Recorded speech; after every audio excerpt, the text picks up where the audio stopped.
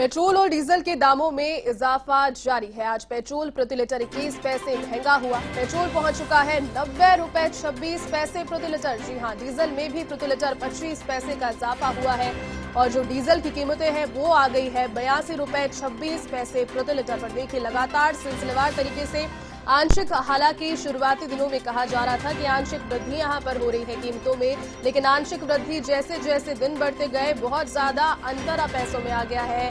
Diesel 25 पैसे के इजाफे के साथ में महंगा हो चला है आज भी। इसी के साथ पेट्रोल के दामों में भी यहां पर बढ़ोतरी देखने को मिली और दामों में जो इजाफा है ईंधन के वो लगातार जारी है। कोरोना काल में कहीं ना कहीं जनता की जेब पर एक और आर्थिक जो भार है वो यहां पर लगातार बढ़ता हुआ नजर आ रहा है। पेट्रोल पहुंच गया है 90 रुपए 26 पैसे प्रति लीटर। चलिए, अधिक जानकारी के साथ सहयोगी बीके शर्मा इस वक्त मेरे साथ फोन लाइन पर जुड़ चुके हैं। बीके, जिस प्रकार की बातें जारी थी आंशिक से हालांकि शुरुआती दिनों में कहा जा रहा था, लेकिन आंशिक न रहकर 90 के आंकड़े को पार कर चुका है पेट्रोल का दाम और डीजल में भी लगातार बढ़ोतरी जारी है। कहां जाकर थमेगा ये सिलसिला? जेठी, अगर हम ये इसको थोड़ा सा पुराना रिकॉर्ड देखें तो 7 जून से पेट्रोल और डीजल के दाम बढ़ना शुरू हुए थे। तब 77 रुपए लीटर था पेट्रोल और 70 रुपए लीटर था डीजल। तो उसके हिसाब से अब देखा जाए तो 90 रुपए से ऊपर पहुंच गया है। 77 यानी 13 रुपए प्रति लीटर पेट्रोल और डीजल में भी देखा जाए तो 12 रुपए के आसपास डीजल के दाम बढ़ गए हैं जी। पेट्रोल का तो प्रत्यक्ष रूप से सीधा सीधा आम उपभोक्ता की जेब पर उसका असर होता है कि रोजाना, क्योंकि कोविड के कारण अभी भी जो पब्लिक ट्रांसपोर्ट है वो अभी सुचारू नहीं है और लोग भी उससे बचने की कोशिश करते हैं। जो सार्वजनिक जो ट्रांसपोर्ट है, जो बस और ट्रेन या दूसरे यातायात के साधन है उनसे, क्योंकि वो भीड़ में लोगों के साथ बैठना कोविड से बचाव के लिए जरूरी है या उनसे बचना, तो लोग इसलिए अपने निजी वाहनों का ज्यादा इस्तेमाल कर रहे हैं, तो सीधा इस तरह से उनके ऊपर भार पड़ता है। और दूसरा है पेट्रोल, ये डीजल के दाम जब बढ़ते हैं तो इसका सीधा नहीं, इसको अप्रत्यक्ष रूप से भार कहते हैं। ये भी उपभोक्ताओं के ऊपर आता है, क्योंकि डीजल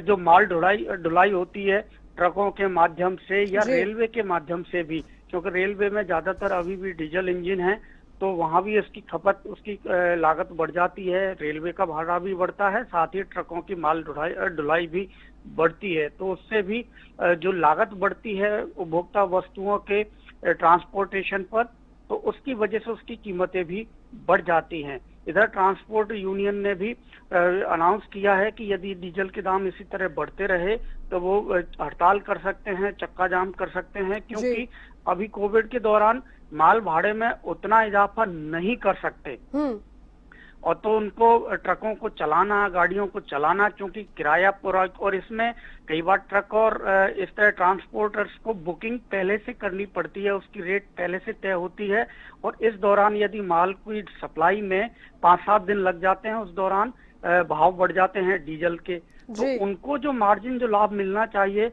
वो डीजल में जाया हो जाता है, तो उनको उसके कारण घाटा होता है। तो इसके कारण ट्रांसपोर्टर्स भी नाराज हैं और वो हड़ताल की चेतावनी सरकार को। और इसमें एक और खास बात, कल जो यहाँ ट्रांसपोर्ट यूनियन के अध्यक्ष हैं गोपाल सिंह राठौड़, उन्होंने कहा था कि 30-32 रुपए केवल लागत है डीजल की और 50 रुपए राज्य और केंद्र सरकार मिलकर टैक्स लेते हैं, तो सरकारों को ऐसे टैंकर अपनी टैक्स में कमी करनी चाहिए, क्योंकि लागत जो अंतर्राष्ट्रीय बाजार में क्रूड खरीदते हैं और उसके बाद रिफाइन किया जाता है उसमें केवल 30-32 रुपए की ही लागत है। इसमें केंद्र और राज्य दोनों सरकारें टैक्स वसूल रही हैं और जैसे कीमत बढ़ती है उनका टैक्स भी बढ़ जाता है, तो सरकार को इसमें राहत देनी चाहिए। दिल्ली में केजरीवाल सरकार ने ये कदम उठाया भी, उन्होंने अपना वैट डीजल पेट्रोल पर कम कर दिया, लेकिन दूसरे राजस्थान और दूसरे राज्यों को भी इस तरह का कदम उठाना चाहिए। ये मांग है ट्रांसपोर्ट यूनियन की तरफ से।